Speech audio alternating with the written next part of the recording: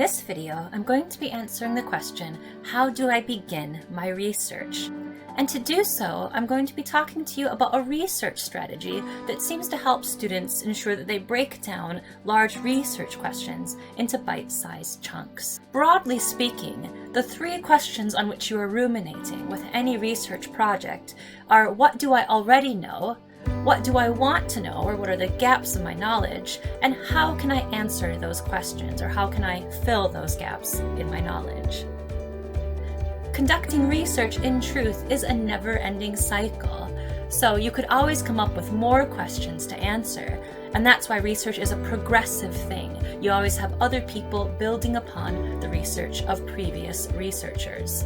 So you need to decide when to stop spinning around on that research cycle once you've accumulated enough evidence and knowledge in order to produce an assignment of the quality or standard that you want to do for what you're aiming to accomplish. For more tips about writing, please do see my video on the Peel method. The link for that will be at the end of this video. So in order to start on your research strategy, I like to follow the research strategy pictured here. So a sort of cycle where you're constantly answering and coming up with new questions, as I mentioned. And this cycle really helps you to break down your research into digestible fragments, because it can seem quite overwhelming when you begin a research project, but approaching it this way will help you to accomplish it in little bits at a time and produce a high caliber assignment. So let's go over to the handout that I've prepared on the research strategy and start breaking down an example question. So the first step on my research strategy is to make note of the larger question for my project or my assignment and think about what are the smaller questions I could break this into. And indeed, if I already know something about this subject, I might already know the answers to some of these questions, and that's okay. Try to approach this as though you're somebody who knows nothing about this topic. If they see this question, what are some of the natural questions that they might think of in order to answer that question? So first, I'm going to start with the larger research question that I have and add that to my worksheet. So for the purposes of this example, let's say that my larger question is: what was the relationship between Catholic Emancipation and the repeal of the Test and Corporation Acts? So the first thing I want to do is break this up into smaller questions. Even if I already know the answer to some of these questions, that's okay. Pretend I'm explaining it to somebody who knows nothing about this topic, and think about what are the obvious questions I would want to convey. So one question I can think of is: what was the Catholic Emancipation Act? And then I come up with some further questions, such as why was it issued and when? And of course, what was the repeal of the Test and Corporation Acts? When was this issued and why?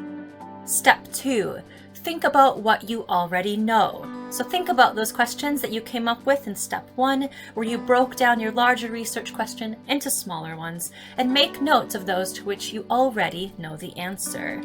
You will need to find evidence to still back these up as references in your work, but nonetheless, it's still helpful to start categorizing what you do know and what you don't know. So now in step 2, I'm addressing the questions that I came up with in question 1 and putting down what I already know. So I know that the Catholic Emancipation Act had to do with removing restrictions on Catholics in the political sphere. And I know that it was issued in 1830.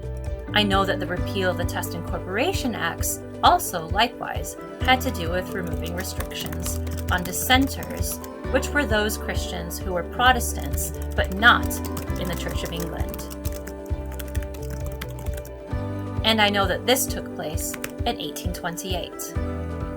Step number 3, what do I need to know? And I think this is where some of the proper research really begins. This is where you start identifying gaps in your knowledge that you're going to fill in the next step of the cycle. So in step 1, you identified the big question and broke that down into smaller questions. In step 2, you put what you already knew in answers to those questions that you developed. So now in step 3, you're breaking this down even further into what you don't know. So looking at the questions you came up with in step 1, what further questions could you ask that you don't quite know the answers to yet?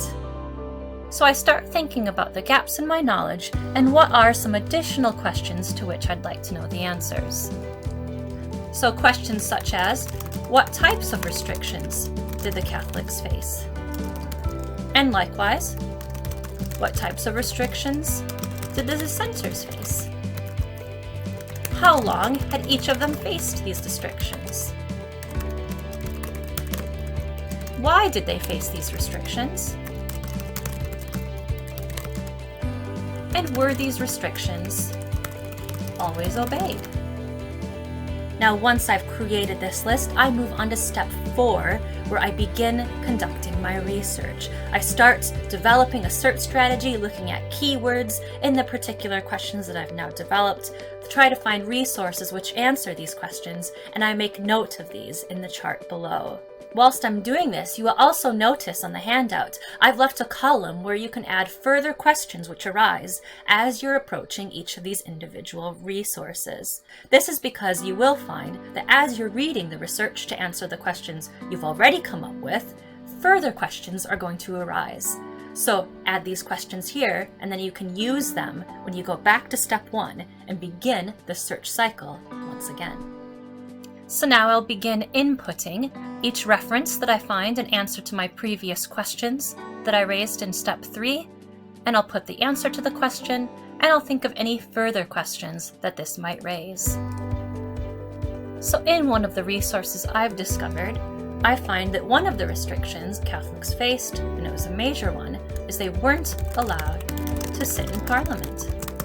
And I make sure to include the reference. Now, this article also raises a further question because I find that Daniel O'Connell is mentioned as an important figure in Catholic emancipation. So now I might add another question.